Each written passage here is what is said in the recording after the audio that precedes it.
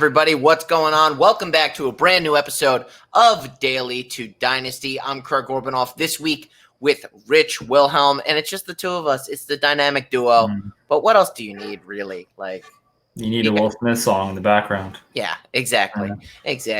But thank you guys so much for tuning into this show this week and every week. We hope this show has been of use to you in setting your lineups, placing some bets, cashing some DFS tickets, whatever it might be. Reminder to head on over to anchor.fm/daily to dynasty. Leave us a voicemail, leave us a nice review, listen to the podcast version, whatever you want to do. But that's a good link to head on over to. Of course, you can go on over to interstateofgreen.com for all sorts of football analysis. And you can follow Rich and myself at Seagorbs94, at Coda522, or this show at Daily to Dynasty. And a reminder to like, subscribe, leave a nice rating, and drop a comment in the player below, regardless of where you are watching or listening to this program.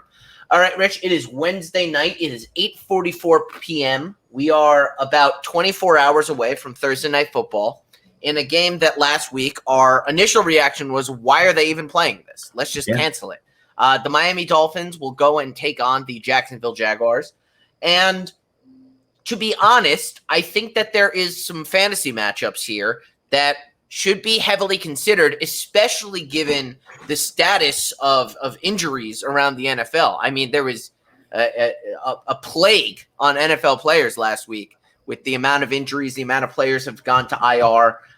It's now, I think, harder to find really good value, and there is some matchups in this game that I like.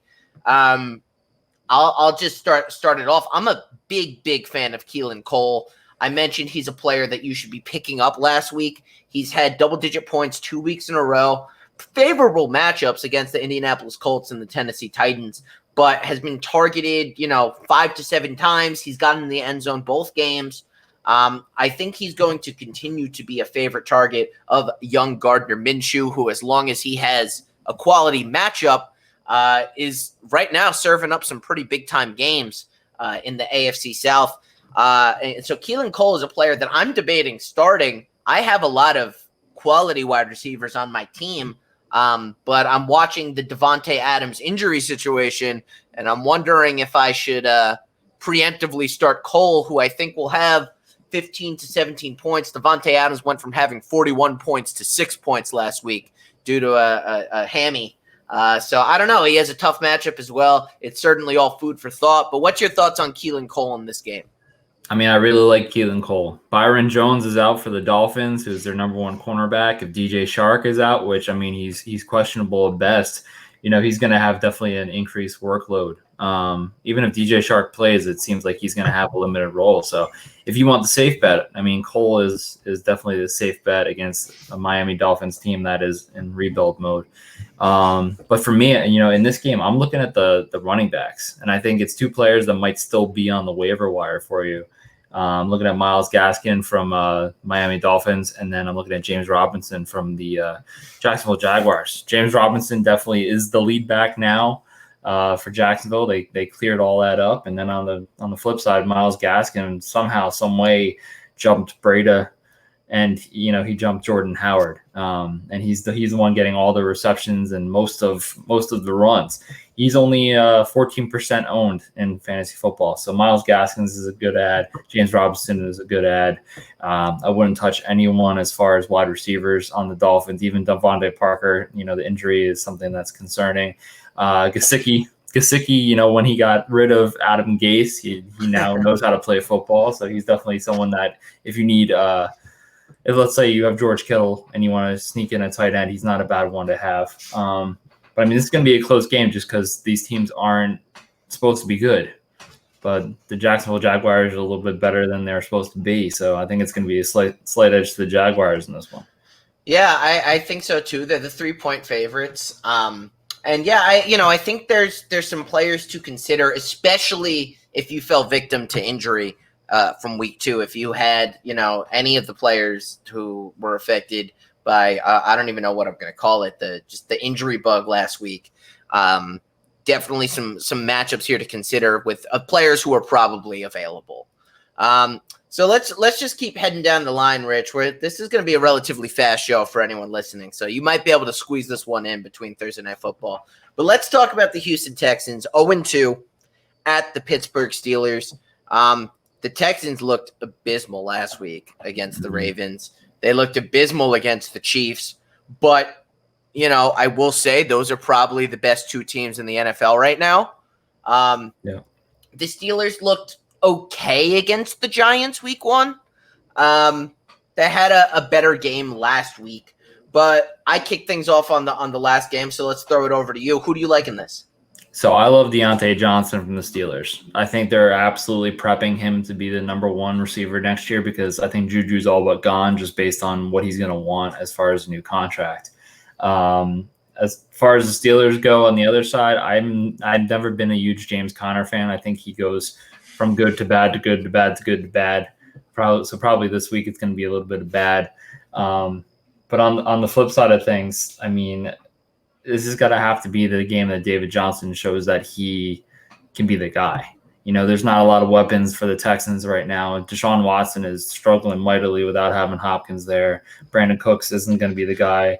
Will Fuller had an injury last week, and he came back into the game, but just wasn't targeted once. So I don't know if just the chemistry was off. Week 1, he was targeted like 12 times, had 10 catches. Yeah. Got me 0 points last week in my fantasy matchup. So I'm still a little salty at Will Fuller and the Texans overall. Yeah, I mean, they need to focus on the weapons that they have and stop spreading the ball around. It just doesn't work. You have Fuller, you have David Johnson, and if you want to add someone on the waivers, again, another tight end in Atkins. I mean, he seems to get in the end zone. If he doesn't get in the end zone, he gets close to 10 points, which for a fill-in tight end, that's not that bad.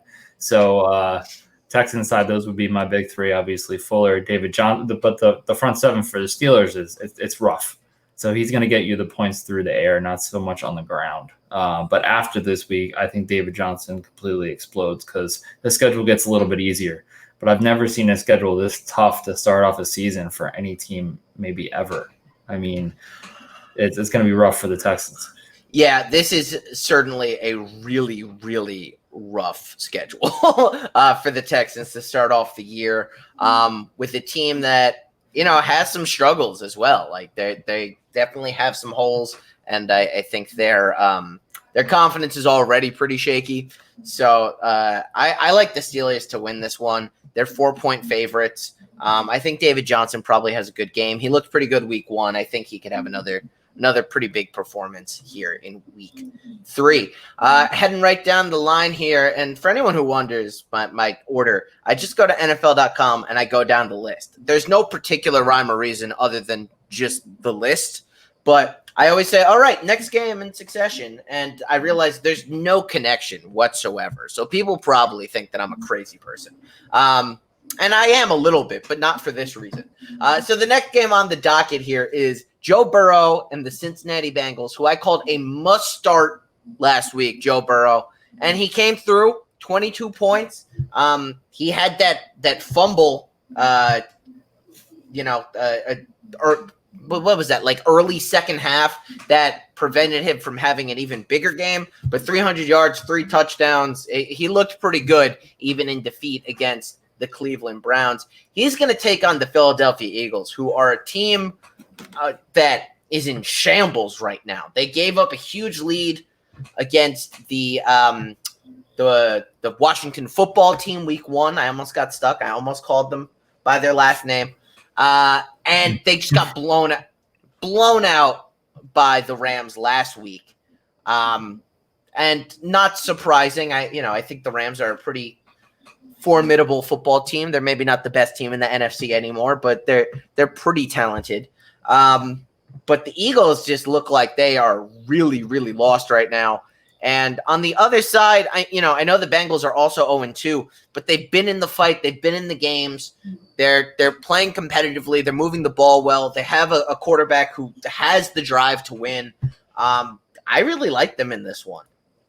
Yeah, I mean, this is a trap game for the Eagles. I think this is the Eagles' game to lose, and I think they will lose. I mean, if you just look at the injuries, like you said, Eagles are losing players left and right. I mean, Jalen Reagor is going to be out for a couple of weeks. Alshon Jeffrey has been out for his entire Eagles career, I feel like.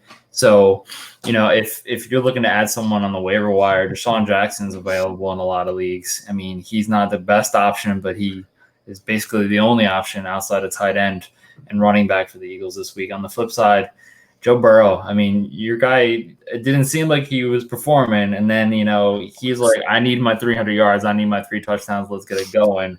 And he made it work for you. AJ Green, on the other hand, I don't know if he can ever see a starting lineup for fantasy again this year. I mean, it seems like he retired on the field. Joe Mixon underperformed. I think he gets a little bit of that back against Philly. And then Miles Sanders, I think he's the only hope for Philly to win this game. So, I'm going Bengals, and I think it's going to be Joe Burrow's victory party after this one. Yeah, and especially with the Bengals being plus 5.5, I think that's a spread that I think they'll at least cover. Like if they're going to lose this game, it's going to be pretty narrowly, but I think they win it outright. I think Burrow has a good game. I like Boyd a lot on the Bengals as a potential play here. Again, I'm throwing out some names depending on some injury situations because there's a lot of players down, but I like Boyd.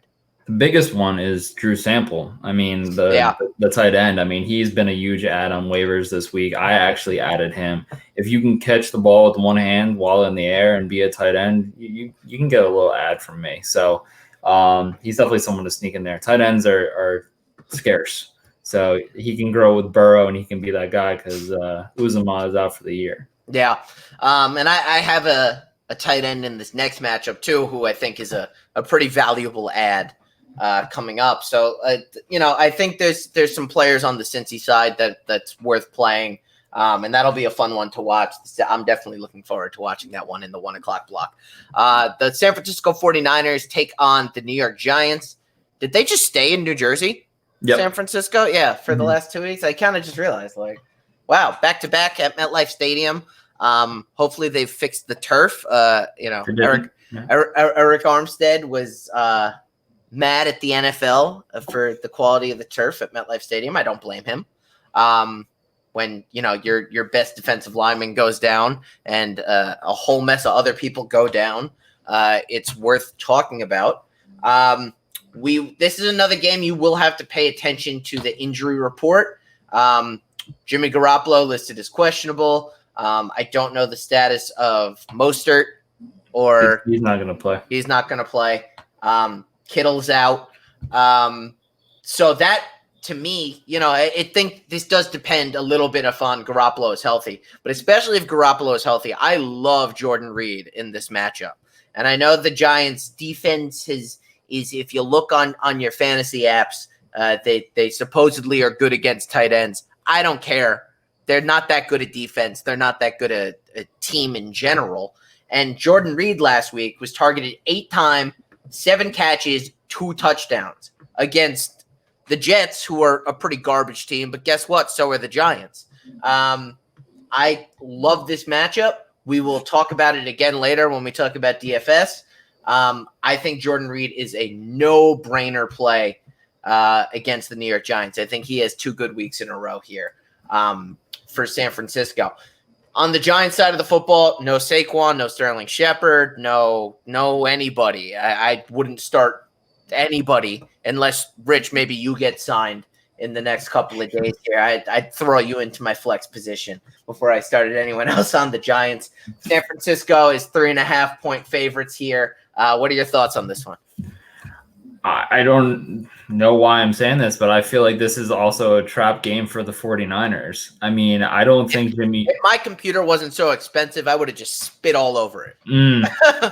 It's just because I don't think there's any way Jimmy G plays. I mean, based on the way that the field was, I think Kittle could absolutely play in this game, but I don't think he's going to, because why would they risk it? 3 games into the season. I don't think Jimmy G is going to play just because of, the turf itself. And then Mostert's the same way. If you look at the other side of things, I mean, obviously Saquon is out. Slayton's still there. I mean, they're just going to have to throw the ball deep. Richard Sherman's probably not going to play. So, I mean, it's definitely an even match. You have Nick Mullins going against Daniel Jones. It's going to be Nicky Montana. Nicky Montana, yeah. So, I mean, it could be anyone's game. I mean, obviously the waiver ad this week, on both sides, I think 1 and 2, the biggest waiver ads came from this game is Jerick McKinnon from the 49ers and then Devonta Freeman from the Giants. McKinnon might be in there for a couple weeks just based on Tevin Coleman going on IR. And then, Devonta Freeman, he's going to be the bell cow, even though he hasn't played in months. Who knows what that's going to do. But I think the Giants can win this game, which I don't want them to win the game.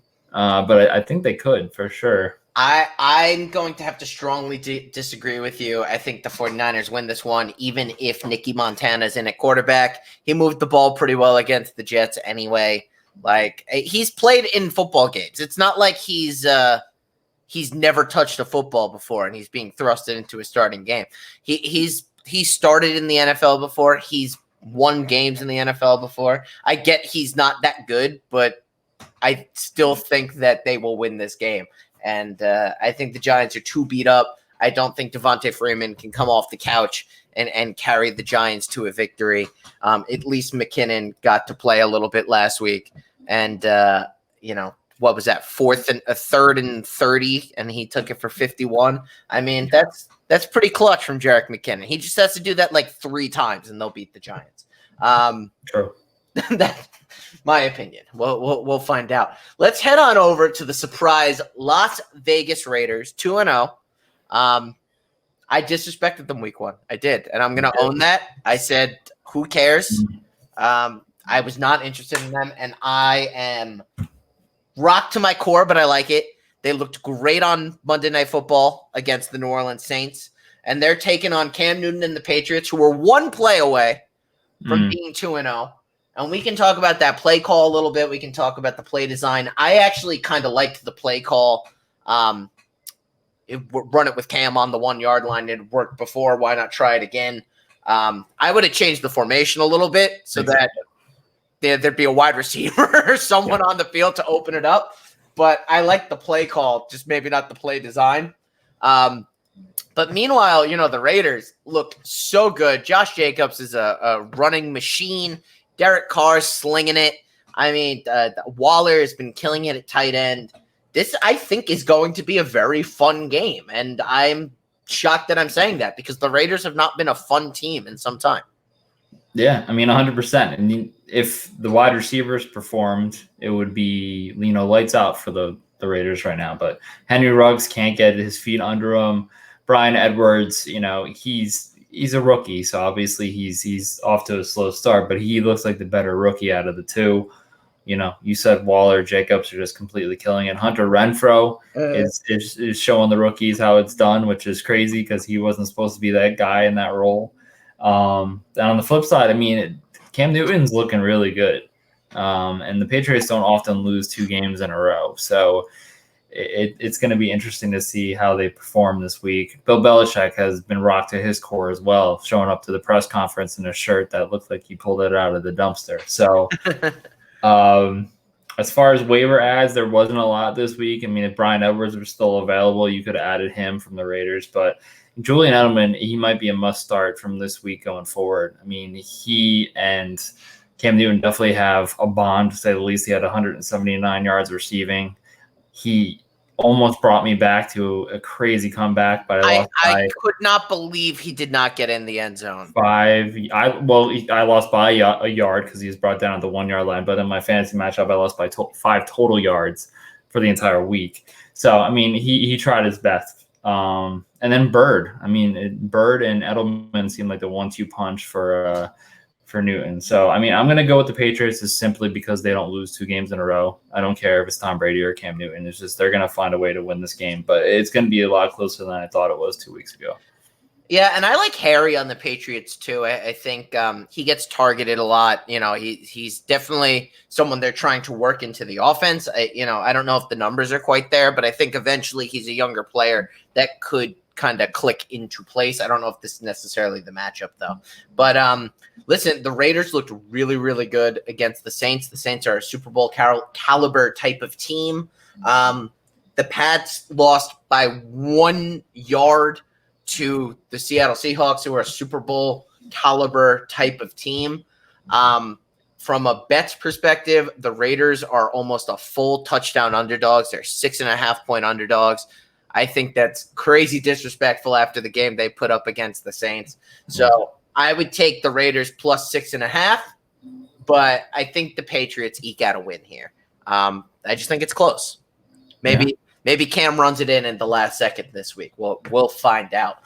Let's talk about one of my favorite teams this season. I think that they're so impressive. I'm shocked with how much I enjoy watching them because I used to joke all the time that I could get my best sleep while watching this team. The Tennessee Titans. They've been so fun to watch. Week 1, they look like hot garbage, though. They've been so fun to watch. They don't look like hot garbage. 1 out of 2 weeks, they've been good. They looked great week 1. It was just at 10 p.m. at night. No one likes watching that game. Neither did Derrick Henry that game. Yeah, that's true. And me and Derrick Henry have to have a conversation. But they've been fun to watch. You got to admit it. They're going out there. They're trying things. They're slinging the ball. Tannehill looked like a beast last week. And they're taking on a Vikings team. And Marcus couldn't join us this week, so we'll have to make fun of his Vikings for him. 0-2. I thought played a good game against the Packers week 1. I mean, they ran into the best quarterback, one of the best quarterbacks doing the best things. Like he was unstoppable, but they put up a fight. Like they were in the game. You're not going to stop Aaron Rodgers when he's like that. I don't care what team you are. No. But then last week they faced the Bills, it was the Bills. Yeah. Am I getting confused? I don't remember who they played last week, honestly. I think it was the Bills. No, the Bills played the Dolphins. That's right. Who did they play? Someone they lost to. Yeah, I mean, they're 0-2. I'll pick this up in a second. Oh, the Colts, who, Phillip Rivers is allergic to wins in September, and he's still got one. I mean, Kirk Cousins looked dreadful last week. Just dreadful. Nothing could go right for him. The defense, I think, considering they only lost 28-11, did as good a job as they can. Because that's how bad Kirk Cousins was. Like this should have been like a 45-3 type of game. Yeah. I don't know what they're going to do to right the ship. They have seemingly all the right players, but it's just not coming together. And they're playing a team in Tennessee who I like the quarterback right now. Tannehill is looking good. Henry, didn't have a great game last week. He had an okay game week 1. I think he can have a much bigger role in week 3. He is someone on my fantasy team. You have to start Derrick Henry if you have him. But I think he's going to have a good game. I also am a big fan of Corey Davis. There's some other injuries, going on with AJ Brown on the Titans receiving core. Jonnu Smith has been a big part of the receiving game. But Davis has had double-digit points back-to-back weeks. Got in the end zone last week. Didn't have as much yardage in last week's game, but, he got in the end zone. Week 1, he went for 101, though. So he's somebody that I think you should be considering sneaking into your lineups. Jonnu Smith should definitely be a start if he's someone you have. He's a big part of this offense. I think Tannehill could be a start as well. I was texting with Marcus a little earlier in the week, and I was saying to him, you have to – he has an ugly quarterback situation in one of his leagues. I said, you have to pick up Tannehill and start. Like, you have to. Your quarterback situation is that bad. And Tannehill went out and slinged it last week. He had 4 touchdowns. I mean, he was a monster. I felt very proud for our son, Marcus.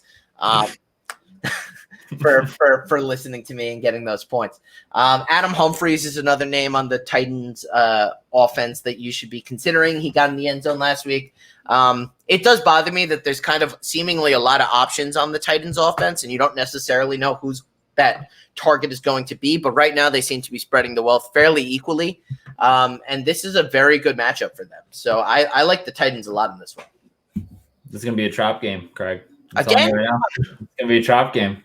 I'm telling you, this is the perfect scenario for it. Kirk Cousins knows that if he doesn't perform this game, they're going to start looking elsewhere. I mean, he started off the worst he's ever started off, which means he's absolutely going to kill this week. But I'll start with your Titans. I mean, You like that, don't you? I hate Kirk Cousins. I hope he doesn't win another game. But the big three on the Titans for me, Derrick Henry, Jonnu Smith, and Corey Davis. I mean, you already talked about them. Those are the three that I would start. I don't know about Tannehill this week just simply because the Vikings defense isn't terrible. They lost a lot of key pieces, but I mean, it's still there. And on the flip side, Dalvin Cook, I think, is going to have a good game. I know for a fact Adam Thielen's going to have a good game because he has a good game every single week, even with Kirk Cousins doing what he's doing. So, for me, this seems like a trap game. I mean, they're in Minneapolis. The Titans are, I'm going to say, underperforming based on what they could be and what they were last year. And the Vikings need this win more than any other team in the NFL. So for me, I think the Vikings win by a field goal. Listen, I could see that happening, but I do think that the Titans are going to win this one. The Vikings are 2.5-point underdogs, so Vegas thinks that this is going to be a pretty tight one. I think it'll be a close game as well, but I really like Tennessee here. Let's move on to the Washington football team taking on the Cleveland Browns. Both teams are 1-1. Washington faced probably one of the top 5 teams in the NFL in the Arizona Cardinals last week. Got demolished. 15-30. But, Scary Terry had a good game, 125 yards. I thought that Gibson had an okay game. I'm starting to, question what his fantasy performance is going to look like during the year. However, they got behind very early.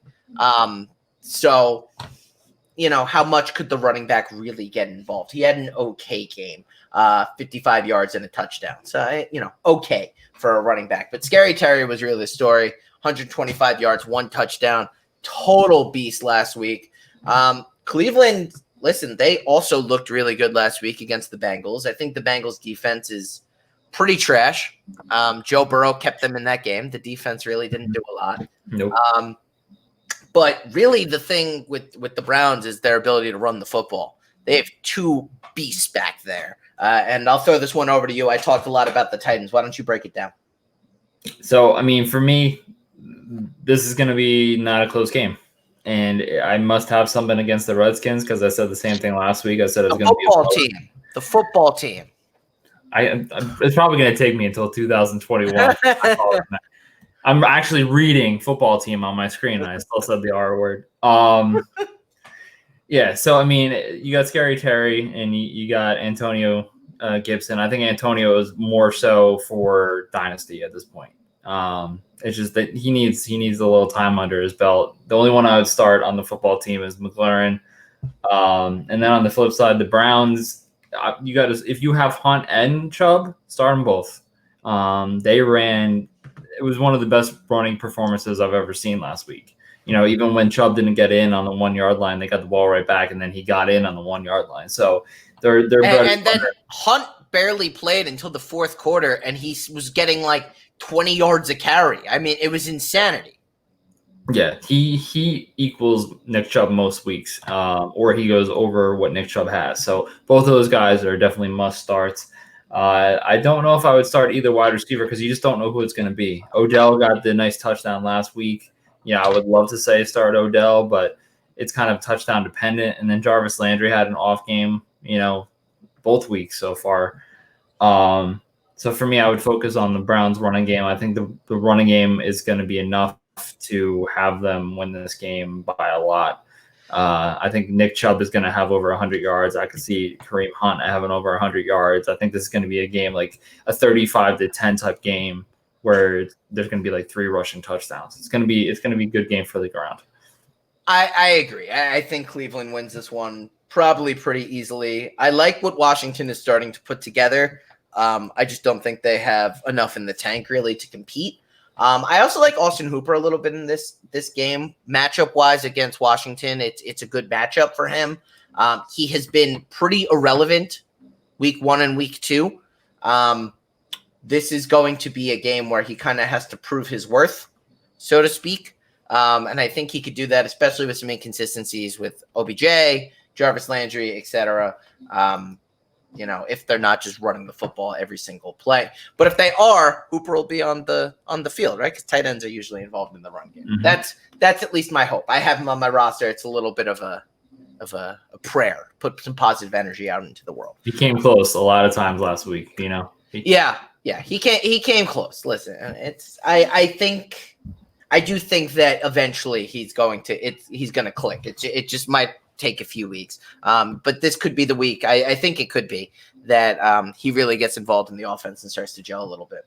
Let's talk about a game that I think is probably more exciting than it should be, like in terms of how people are going to talk about it, because they're both 2-0. But the Rams at Buffalo against the Bills. You have a hatred for Josh Allen. I don't blame you, but he's performing. Mm-hmm. He's doing well. I mean, you can't deny that. And the Bills' offense as a whole, from what we've been able to watch, because there was a major technical difficulties down in Miami last week, have looked pretty good. They're running the football well. Diggs has been a great addition. He's scoring lots of fantasy points, and you should continue to start him. Brown has been doing very well as well, John Brown. And the Rams have been also pretty good so far this year. Goff has looked pretty good early. They've been running the football pretty effectively. Your boy Woods has looked really good.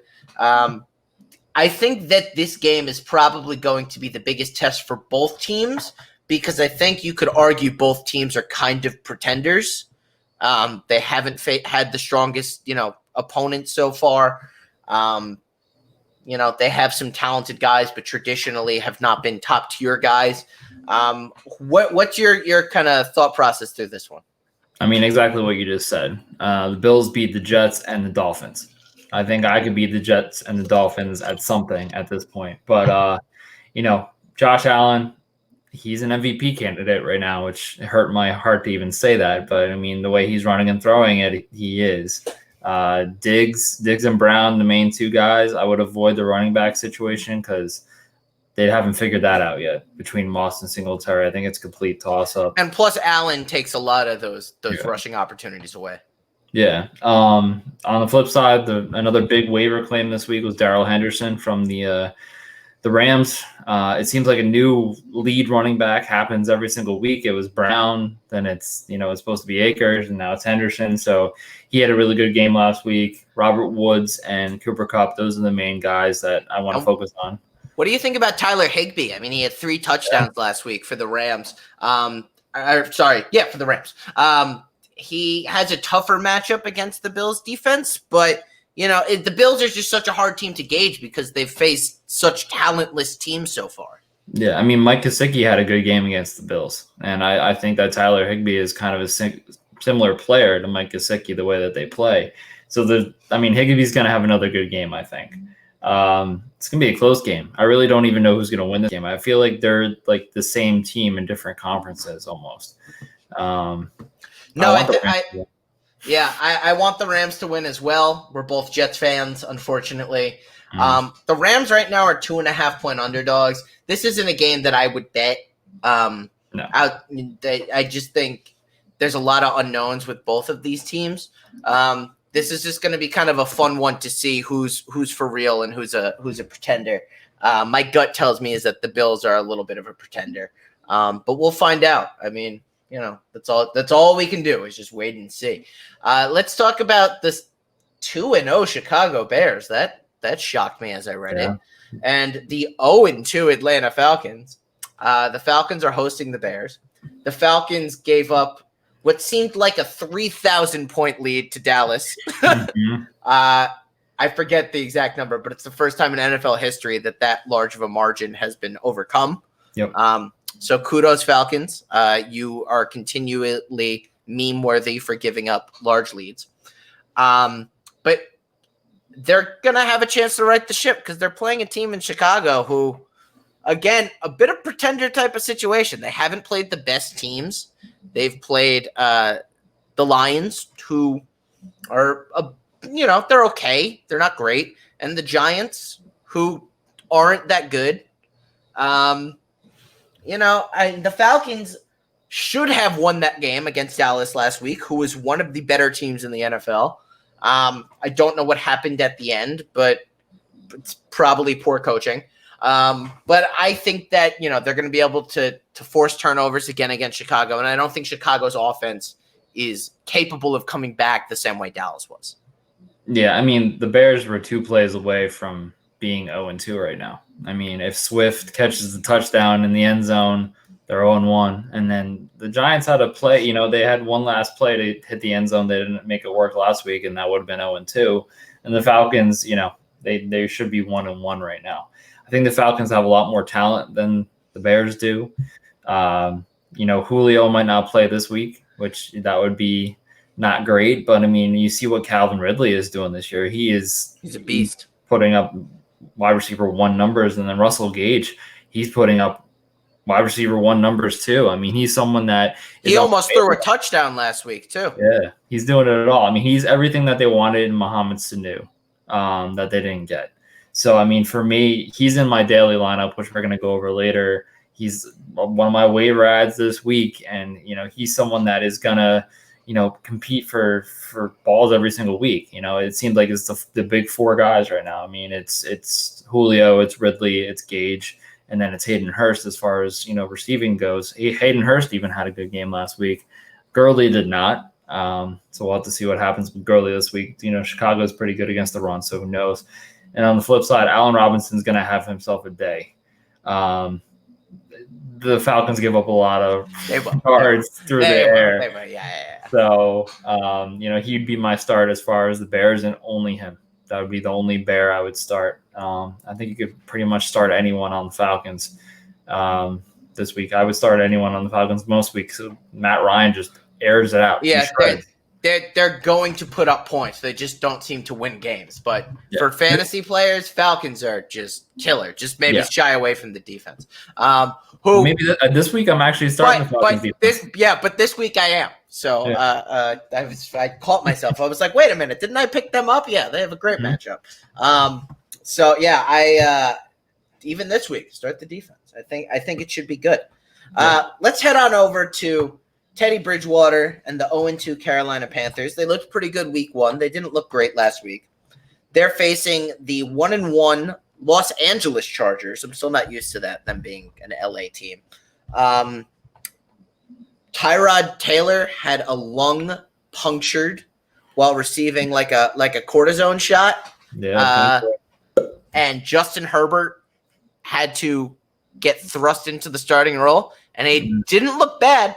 He looked pretty good. He didn't look bad. I forget who they played exactly. The Chiefs. And they almost won that game. Came down to a field goal. 58-yard field goal. Yeah, I mean, Justin Herbert looked the dragon right in the eye and didn't blink. Like, he put up a pretty good game, I thought. Definitely a much easier matchup against why am I blanking? Panthers. Against the Panthers. It's a much easier matchup. But I think there's some fantasy opportunities on both sides of the ball here. I kind of like Robbie Anderson this week. He's looked really good the last 2 weeks. Looked better week 1. He had 25 points, but last week, he was targeted 10 times, 109 yards. He didn't get in the end zone, and he had a fumble. But, he's clearly like the main guy here. And Teddy Bridgewater likes throwing him the football. I think he has, I think this is a good matchup against the Chargers. The Chargers defense did look good last week against the Chiefs. But listen, I think Robbie Anderson is probably going to have himself a pretty good game. If he can do what he did against Tampa Bay last week, he's a good start. Other than that, I'm not really in love with anyone on the Panthers offense this week. McCaffrey is battling the injury, right? So maybe you want to go with Davis, right? Mm-hmm. Who's the backup running back. But I think there's probably some better plays available. What are your thoughts on this game? I mean, as far as a waiver ad, Mike Davis isn't a bad idea. I mean, he came in, last week and he had a good game. I mean, when McCaffrey went down, Panthers love to run the ball. So Mike Davis, he should be a nice, fill-in running back if you got hit by the injury bug, which I know a lot of people did, and a lot of people like to handcuff. So if you handcuff McCaffrey to Davis, there you go, put him in. Robbie Anderson, he's playing the same role he did on the Jets. He's getting a lot of yards and losing games. So kudos. But on the flip side, I feel like I would start almost every Charger. I mean, Eckler is going to have a good game. I think Keenan Allen's going to have a good game. I like Hunter Henry this game. He has a questionable tag right now, but I think he'll be fine. Mike Williams needs to get out of his own way. I think this might be the week. And you could start Justin Herbert this week. I really do believe you can. I mean, I think it's a good matchup. It's confident too. Yeah, you look what the Bucs offense was able to do last week against the Panthers, and I get that Tom Brady is the quarterback, and it's a big stretch from Tom Brady to Justin Herbert. But that being said, everybody was getting into the end zone from Tampa Bay. I mean, Fournette was getting in. Fournette, I had called fantasy irrelevant last week, and he had a monster of a performance. So, I mean, I think that there's a lot of good options from the Chargers, especially just kind of given how well they played last week. Yeah.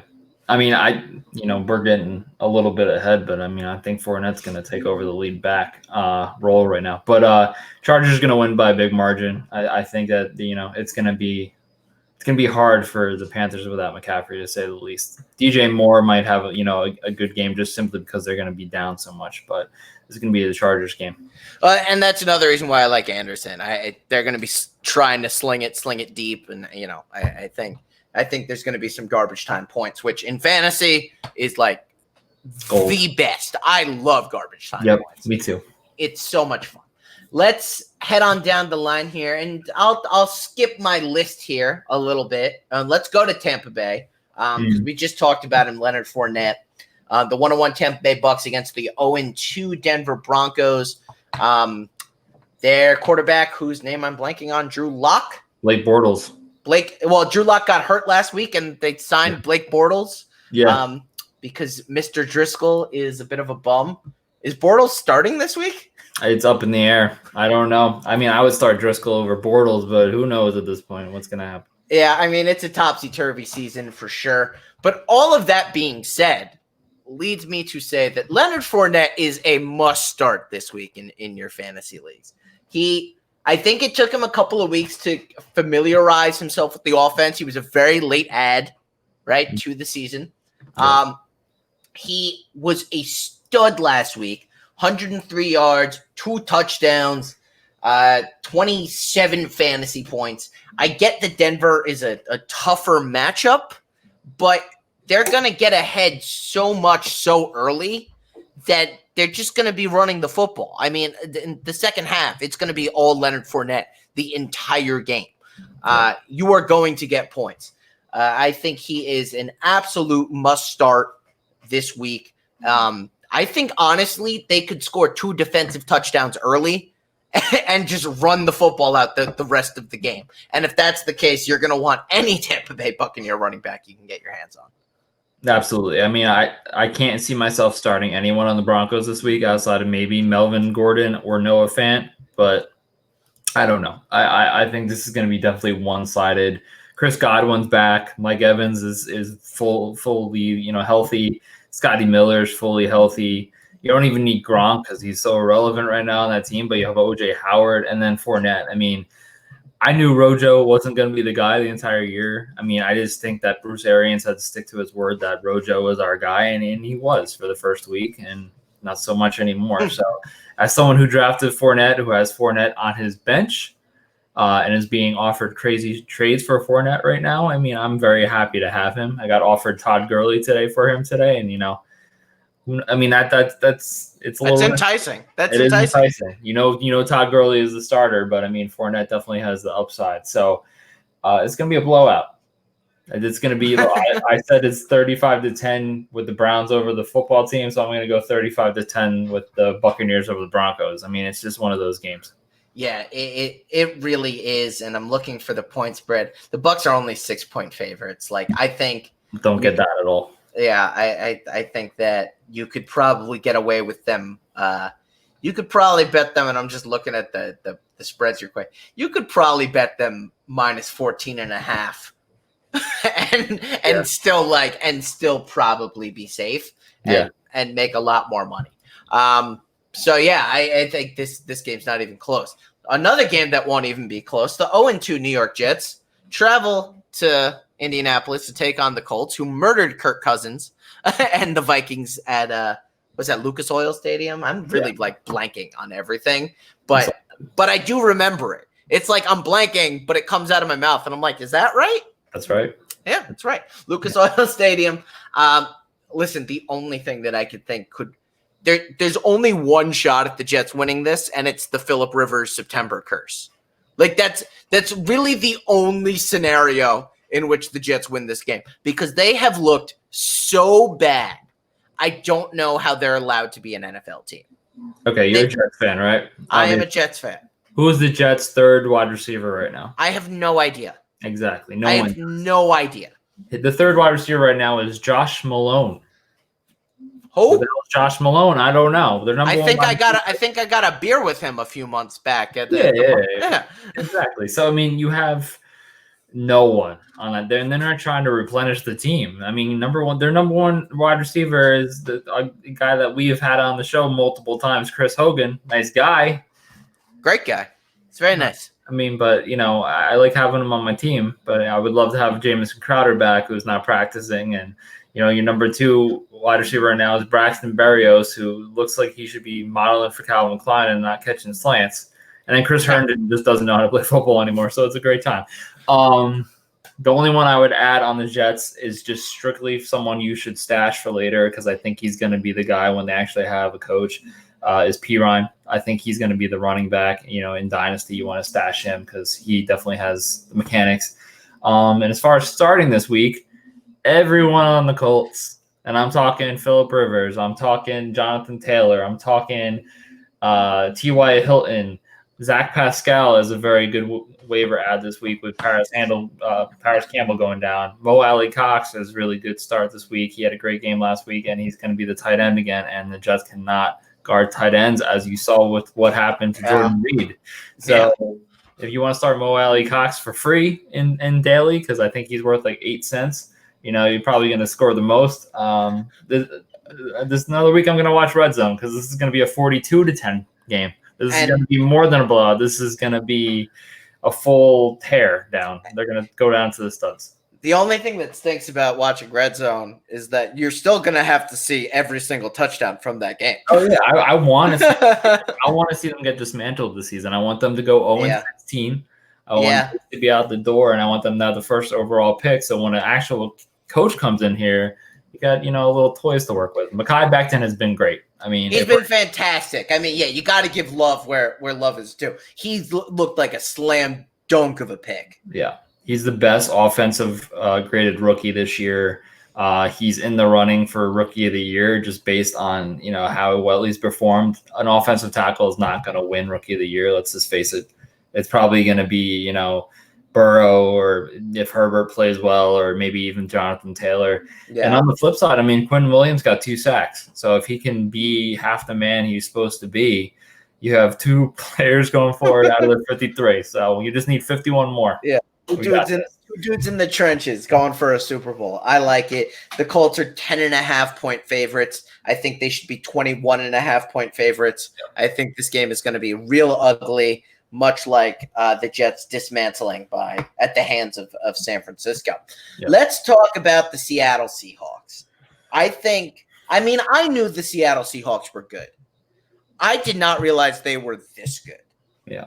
I think that Russell Wilson looks like the best quarterback in the NFL right now. And I'm including Mahomes, I'm including Lamar Jackson. To me, Russell Wilson looks like the best quarterback in the NFL. He's making all the throws. He's dangerous with his feet. He's a leader of men. Like, he looks like the guy. You look at the wide receivers. DK Metcalf is looking like a beast. He plays angry. He plays tough. I love him. Tyler Lockett, we love him. We say every week on the show he's the most underappreciated NFL wide receiver. They're running the football well. The defense looks great. They came up big-ish. But they came up huge when they had to against Cam Newton and the Patriots on the 1-yard line. Wait. So let me just tell you, Jamal Adams gave up 166 yards through the air Well, Jamal Adams is a liability, and we know that. Okay. But go ahead, continue. But when they had to make a play, the Seahawks made the play. Yeah. Right? Well, they came up big. And that is a difference maker. The Patriots are a Super Bowl caliber team. If you want to win a Super Bowl, you have to come up big on the 1 yard line. Something the Seahawks have not done well historically in Super Bowls, i.e. throwing it and getting intercepted. But they've looked incredible. The Dallas Cowboys, on the other hand, ugly week 1. Ugly 3 quarters, 2 quarters last week, and historic comeback to end the game. I don't know what to think of Dallas. I have no idea. But what I do know is that the Seahawks might be the best team in the NFL, and I think that they are going to run away with this one. I'm going to say that the best team in the NFC. I don't really know if it came down to them against the Ravens or the Chiefs. That's going to be a really tough game, and you're going to see which team is better this week. We're about to talk about it. But the only teams that can beat the Seahawks right now in the NFC, I'm looking at the Packers, I'm looking at possibly the Saints, and I'm looking at possibly the Cowboys. They're a sneaky good team. They have really great offense. The weakness right now in the Seahawks, ironically enough, is their defense, if you're looking at a weakness, because they are stacked on offense. Russell Wilson had 5 touchdowns last week. Tyler Lockett and somehow only 285 yards. He didn't need the yards. He just dinked and dunked. I needed the yard. Well, yeah. I had some money down. It's okay. We'll get it back this week. But I don't. This game could really go either way. It'll be a close game. I think it'll be a high scoring game. Yes. But I think start anybody. If you have a Seahawk, if you have a Cowboy, start him. The only one I'm kind of on the fence about is Gallup, just because he's having an up and down season so far. But literally anyone else. Yeah. CeeDee Lamb, Cooper, anyone. Yeah. Elliott, doesn't matter. I think they're all going to have good games. At the end of the day, I think the Seahawks can make the play to win the game. I know the Cowboys did that last week. I think they had Greg the Leg to thank. I don't know if Greg the Leg can win a football game 2 weeks in a row. It's not too often that the kicker single-handedly puts the team on their back for the last couple of plays. Your name is Harrison Butker, who does it way too often for the Chiefs. And we'll get to that in just a little bit. But yeah, I think this is going to be a real fun one from a fantasy perspective. A lot of options. Go ahead and play them. The last game in the 4 o'clock block is the Arizona Cardinals against the Detroit Lions. I think we can really skip over this one, honestly. Start everybody on the Cardinals. Mm-hmm. Go for it. Sit everyone on the Lions. What I've learned this week, Rich, and this is the segue into our brand new segment. We're going to do this every week. What I learned this week, this is my biggest takeaway, is I am not starting anyone who is a running back for the Detroit Lions in anything for the rest of the year. I have no idea who's going to be carrying the football. It's Kerryon Johnson, it's Adrian Peterson, it's Swift, it's Rich Wilhelm, it's Marcus Taylor, it's John Hazlett. I mean, it could be anybody carrying the rock for them. There's no way to predict it. Don't bother trying. Don't use them in DFS. Don't try playing any of them on your fantasy leagues. It's not worth it. The Lions have looked bad this year. I think the only person I'd consider playing is TJ Hawkinson. I think he's looked pretty good so far this year. But even that, I don't think anyone on the Lions is worth it this week. Any difference of opinion there? No, I'm with you. It's gonna not be a close game again. So yeah. Let's talk about Sunday Night Football now. The Green Bay Packers, 2-0, are taking on the 1-1 New Orleans Saints.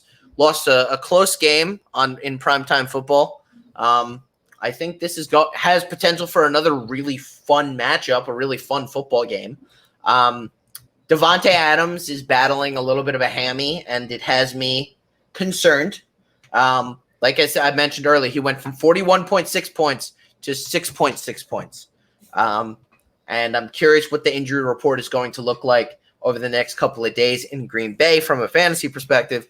But listen, the Packers can sling it, man. I mean, anyone on their offense is worth playing. Aaron Jones had a monstrous game last week. Just monstrous game. And on the flip side, the Saints are really good all over too. I mean, they're no Michael Thomas, right? He's injured. Is he out for the year? Well, he might play this week. They're both questionable. I mean, I honestly, Yeah. I was gonna say it really comes down to which one of them plays. Yeah, from a who's going to win perspective, I think whoever has their top running back or top wide receiver is going to win this one. But both teams have great running backs. They have great quarterbacks. This is going to be a fun one to watch. Yeah, I mean, really, the thing I learned since we did, what you learned, I learned that the Packers really didn't have to add anyone at wide receiver. And the people that were freaking out, I mean, they had the three that they knew that they needed. With Devontae Adams and Alan Lazard and Marquez Valdez Scantling, I mean, they all put up numbers. So their core is great. And then on the flip side of things, Alvin Kamara is the best running back in the NFL right now. Without it. Yeah. Saquon's out for the year. Christian McCaffrey is going to be out for like 4 weeks. Alvin Kamara is the do anything, catch anything, run anywhere back. And I'm kind of beating myself up because I was so conflicted about who I should take it for. And luckily I took Alvin Kamara in both of the leagues. And I'm 2-0 in those leagues. So, I mean, Alvin Kamara, he's going to jump up boards next year. It's going to be McCaffrey 1, Kamara 2, and then Zeke 3, I think, just based on what's happening so far. So this is going to be a game where it's going to come down to, is Devontae playing? Is Michael Thomas playing? If they're both out, I think it's the Saints game. If Devontae plays and Michael Thomas doesn't play, it's the Packers game. And the flip side, if Michael Thomas plays and Devontae Adams doesn't play, it's going to be the Saints game. So it's going to be Sunday night and Monday night. They did this the right way. They didn't do Thursday night right at all. They kind of threw Thursday night against the wall and said, here you go. But they made up for it later in the week. Yeah, I mean, the primetime games over the weekend are just going to be incredible. I think the Saints defense is just slightly better than Green Bay's. So you're right. I think if both number one receivers are out, I'm going to agree with you that I think the Saints win this one. But I don't know, man. This is going to be a fun one. It's going to be a real fun one to watch. And now the game of the week. This is of the year. This is like what we've been waiting for and talking about just for months and months. The Kansas City Chiefs, Super Bowl champion Kansas City Chiefs, in Baltimore, facing what looks like to be like the greatest football team that we've seen over the last couple of years. I mean, they're just so dominant in every phase of the game, offensively, defensively.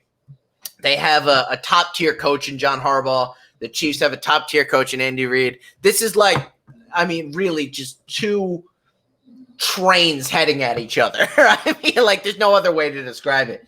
That being said, though, the Chiefs looked human last week. Yep.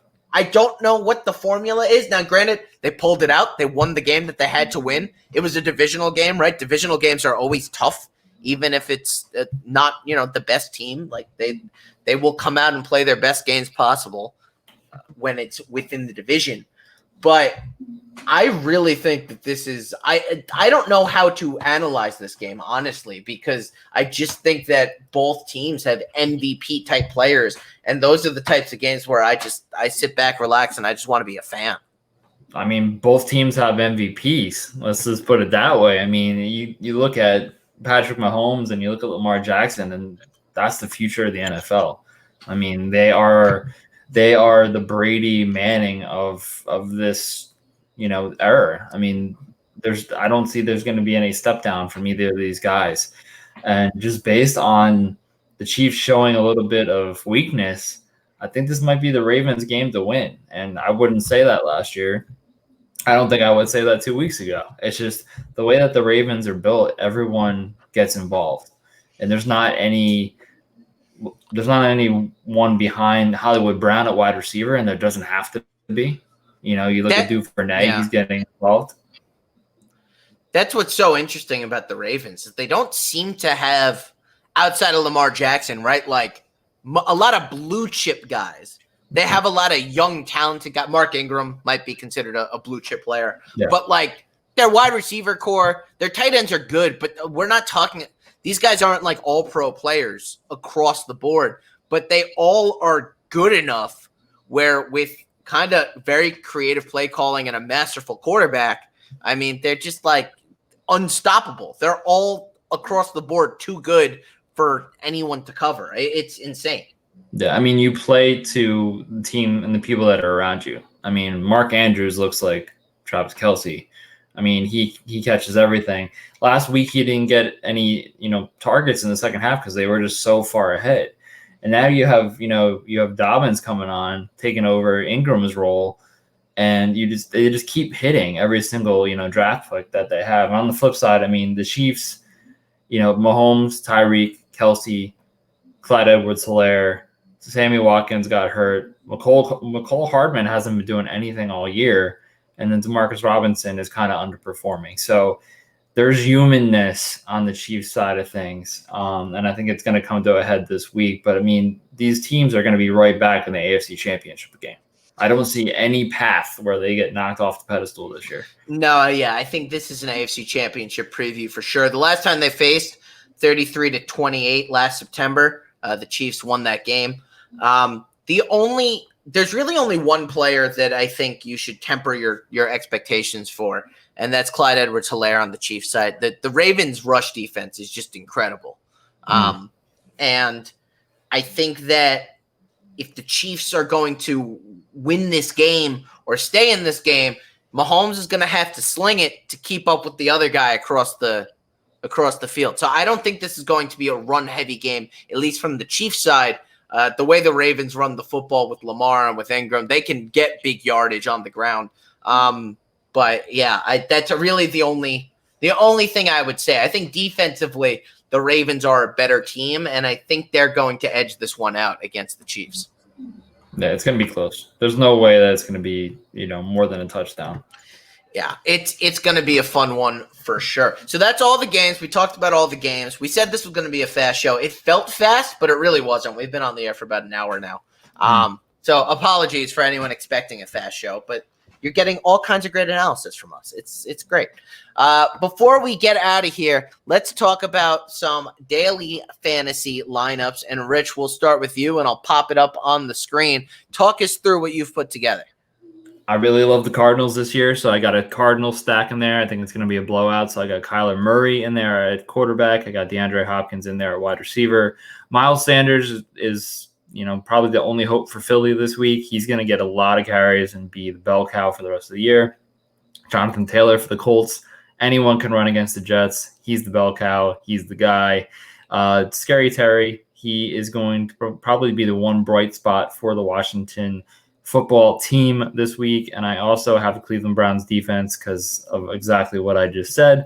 I got Gage for the Falcons at wide receiver. He's putting up wide receiver 1 numbers. Julio might not play. Hayden Hurst at tight end. Atlanta is going to put up a lot of numbers. I think everyone's going to perform on Atlanta. And again, you can see that Atlanta stack with Gage and Hurst. So I have an Atlanta stack and I have an Arizona stack.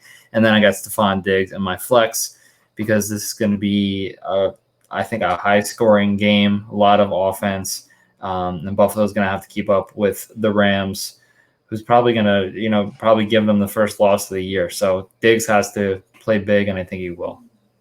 Yeah, I really like this lineup, Rich. Anything with Kyler Murray and the Cardinals involved, I think, is a no-brainer. I, too, have put together a little lineup, so let's go ahead and check out that puppy here. And we'll do the little picture-in-picture. I talked about how much I like the Titans this week. So I went for a little bit of a budget-friendly approach, at least at quarterback, with taking Ryan Tannehill. I think that the Vikings are a team on the decline right now, and I really like that matchup for them. I'm also going to take Derrick Henry. I think he's going to have a bounce-back game. Ezekiel Elliott, listen, the Pats were able to run the football very effectively against the Seahawks last week, and I don't need to tell you that Ezekiel Elliott is a good running back. Continuing my little Titan stack here, I have Corey Davis. I think he's going to get in the end zone at least once, possibly even twice against the Vikings. And real budget play. I mean, $5,300 for a player who's playing like Davis, I think, is steal. DeAndre Hopkins, you don't need me to tell you why he's good. DK Metcalf, I think at $6,500 is also a bit of a steal.